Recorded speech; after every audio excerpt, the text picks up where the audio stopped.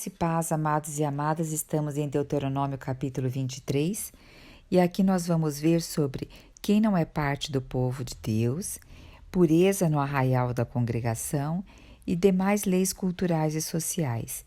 Então começa nos falando que todo homem que fosse castrado, ou seus testículos fossem esmagados, ou fosse amputado o órgão genital, ele não poderia fazer parte da Assembleia, ele não poderia fazer parte do povo de Deus. Antigamente, os povos pagãos, eles assim, aqueles que serviam aos povos pagãos, os homens, geralmente eles eram castrados. E era como se fosse uma oferta aos deuses deles. Então, aqui eles não poderiam estar servindo ao Senhor, não poderiam estar entrando na assembleia onde eram as festas que havia do tabernáculo. E só que depois nós vamos ver em Isaías que o Senhor fala uma palavra aos eunucos, Isaías 56, 4 e 5.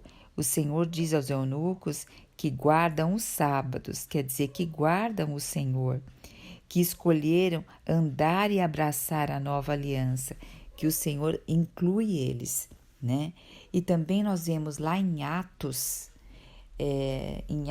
nós vemos, deixa eu ver que parte de Atos Atos 8, onde Filipe encontra um eunuco lendo as escrituras e pergunta para o eunuco se ele está entendendo o que está lendo. Ele diz que não entende.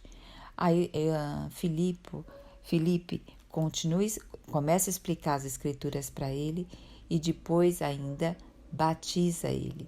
Então aqui nós vemos o Senhor fazendo a inclusão daqueles que depois convertem o coração.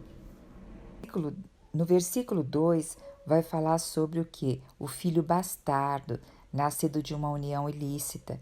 Geralmente esses filhos bastardos, eles vinham também de cultos pagãos ou de uma relação realmente ilícita. Essas pessoas não poderiam entrar também na congregação e nem nas festas que havia ali na congregação. E aqui diz que eles não poderiam fazer isso até a 10ª geração. A 10ª geração, ela tem representação de completude. E aí seria como dizer para sempre. Agora nós temos no versículo 3 dizendo que os amonitas e o moabita, até a 10ª geração, também não poderiam fazer parte do povo de Deus. E quem nós temos aqui, depois Ruth, se vocês lembram a história de Ruth, Ruth era uma moabita. E Ruth, ela foi incluída na história, e não só na história, ela foi incluída na genealogia de Cristo. Então, dizendo que o Senhor é um Deus inclusivo. Antes aqui ele estava só para Israel, hoje ele está para todos nós. Olha que riqueza! E depois vai falar também sobre, pois não foram a vosso encontro com pão e água, né? Os moabitas não foram ao encontro com pão e água quando Israel precisou no deserto. Então aqui está justificando isso. Força no versículo 6 que enquanto eles viverem, para eles não estabelecerem amizades e tratados com povos pagãos. Geralmente se dava esposas para casar na forma de contratos, né?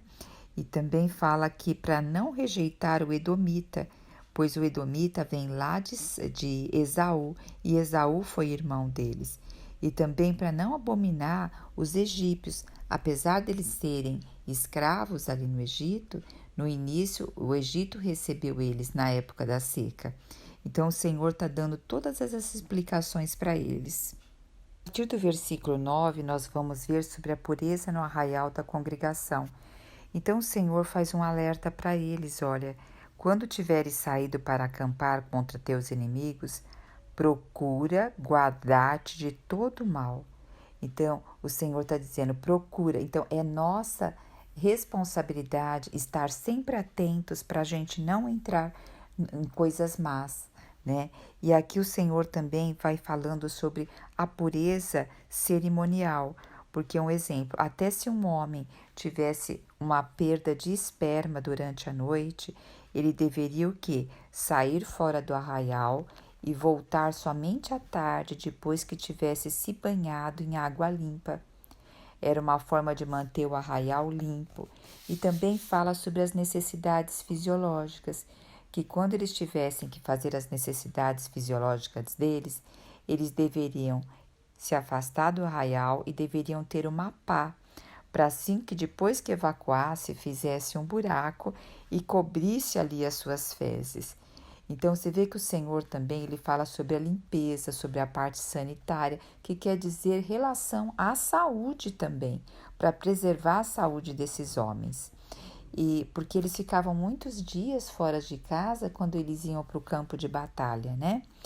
E olha que o versículo 14 nos diz maravilhosamente, olha, porque o Senhor teu Deus caminha pelo acampamento a fim de te proteger. Olha só, o Senhor caminha no acampamento com eles para proteger e para entregar os inimigos em tuas mãos. Assim, teu arraial, teu acampamento deve ser santo, para que Deus não contemple em ti algo inconveniente e por isso dê as costas a vocês. Então, era isso. O Senhor queria que tudo se mantivesse limpo, santo e puro, para que o Senhor pudesse estar ali com eles e vencer a batalha ali com eles. Melhor, vencer a batalha por eles, né? Versículo 15 ao versículo 25 vai falar das demais leis culturais e sociais que o povo estava recebendo aqui, né? Então fala assim, olha, que quando um escravo fugisse de outro, sem ser do povo deles, né? Porque não havia. Quando um escravo fugir do seu senhor e se refugiar em sua casa, não o entregues de volta ao seu dono. Então não era para oprimi-lo, deixá-lo viver ali na comunidade. Também está falando sobre novamente para não entregar o corpo à prostituição, para não fazer esses cultos pagãos como faziam os outros povos. Também está dizendo que nunca usar de um dinheiro ilícito de prostituição e trazer à casa do Senhor, que isso é abominação, é repugnância. E depois vai falar sobre empréstimos. Empréstimos aqui, quando uma família estava passando necessidade, viesse pedir empréstimo, então não devia cobrar juros, a não ser que fosse um estrangeiro, um comerciante que viesse a eles, aí sim era permitido cobrar juros. E também nos dá instrução aqui sobre o quê? Sobre eles tinham a cultura, a plantação. Então as pessoas poderiam ir lá, que estavam passando por aquele lugar, poderiam ir lá e comer, pegar um fruto, pegar um milho, comer. Só não podiam passar a foice, tinha que pegar com as mãos para poder estar se alimentando. Porque se pegasse com a foice ou se levasse para casa no cesto, isso era considerado como roubo. Mas se a pessoa estivesse passando ali, ela teria o direito de estar comendo. Antes disso, no versículo 21, fala sobre promessa. Então fala assim, que quando fizeres uma promessa, não tardes a cumpri-la. É melhor que você não faça uma promessa do que faça e não cumpra. Então a gente percebe que quanto o valor da palavra era muito importante.